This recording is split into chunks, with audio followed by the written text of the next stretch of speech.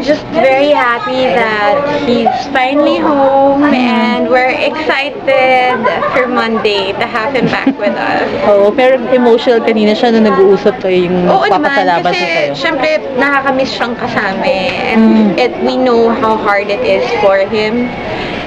Kaya syempre natural na maging emotional, but what's important is he's back home and we're all excited. At pagbabalik ng love team niyo ulit sa Showtime.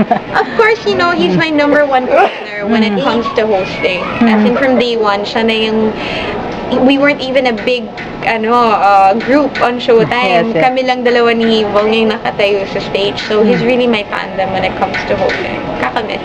So, pag nag-uusap kayo, ano yung mga napapag-usapan niyo? Pag kayong dalawa lang, how is he now? Siyempre, it's hard for him, but he's okay.